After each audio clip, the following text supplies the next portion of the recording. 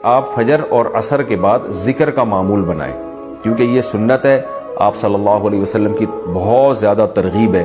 آپ صلی اللہ علیہ وسلم نے فرمایا، جس نے چوتھا کلمہ لا الہ الا اللہ وحدہ لا شریک لہ لہ الملک ولہ الحمد وہو علی کل شیء قدیر 100 دفعہ صبح 100 دفعہ شام، چوتھے کا لفظ حدیث میں نہیں ہے، یہ کلمہ ہے حدیث میں، کہ یہ 100 دفعہ صبح 100 دفعہ شام پڑھا اس نے، تو آپ صلی اللہ علیہ وسلم نے فرمایا کہ اس سے زیادہ کوئی نیکیاں کر ہی نہیں سکتا سوائے وہ شخص جو اس سے بھی زیادہ دفعہ پڑھے، اور بنی اسماعیل کے غلام آزاد کرنے کا ثواب ملتا ہے۔ اسی طرح تیسرا کلمہ ہے سبحان اللہ والحمد للہ ولا الہ الا اللہ واللہ اکبر۔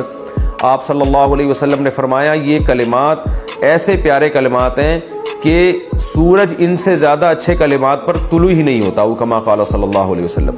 تو صبح اور شام نا، فجر کے بعد اور عصر کے بعد ذکر کا یا درود شریف کا معمول بنانا چاہیے، استغفار کا۔